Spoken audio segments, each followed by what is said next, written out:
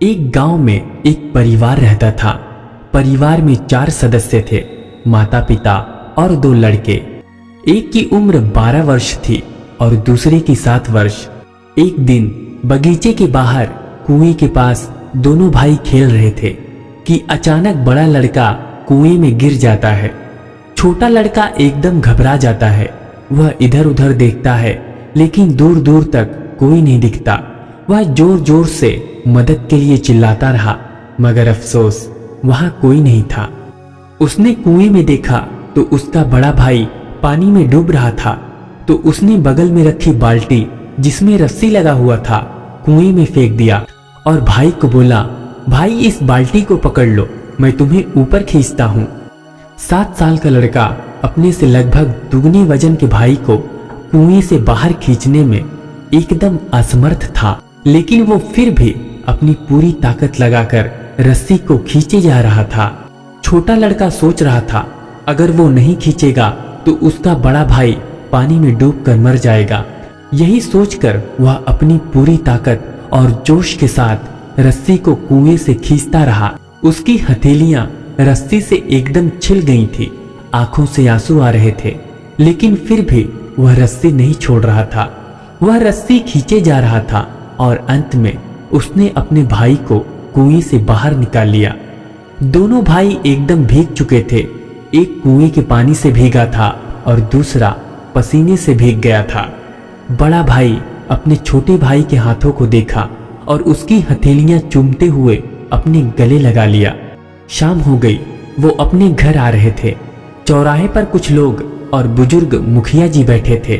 तो उनमें से एक सज्जन उन बच्चों को पूछा, बच्चे कहाँ से आ रहे हो और तुम्हारे कपड़े इतने गीले कैसे हैं?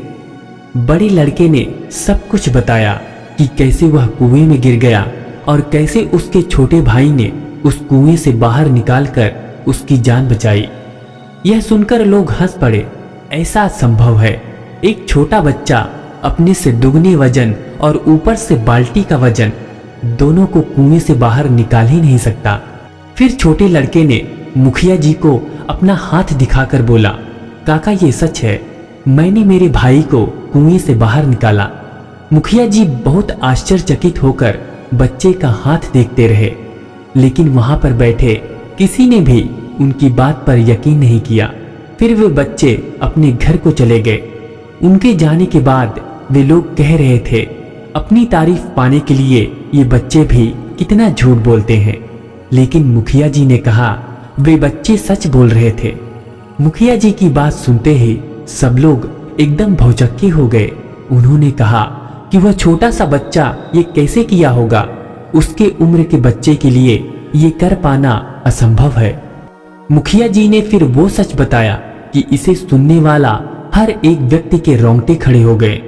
उन्होंने कहा कि वह बच्चा ऐसा इसलिए कर पाया क्योंकि वहां पर कोई नहीं था उसे ये बताने के लिए कि तुमसे नहीं हो पाएगा, तुम नहीं कर सकते।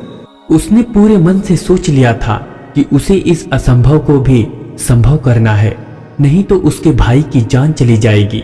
और वो पूरे मन से अपना ध्यान केंद्रित करके वह रस्सी खींचता रहा और अंत में सफल हो गया। दोस्तों, कितनी बड़ी सीख मिलती है इस छोटी सी कहानी से। अगर आप कुछ बड़ा करने का सोच रहे हैं या कर रहे हैं तो अपने अंदर ये चीज बैठा लो कि अगर ये नहीं तो कुछ नहीं, इस पार या उस पार। फिर देखना आपको सफल होने से दुनिया की कोई ताकत नहीं रोक सकती।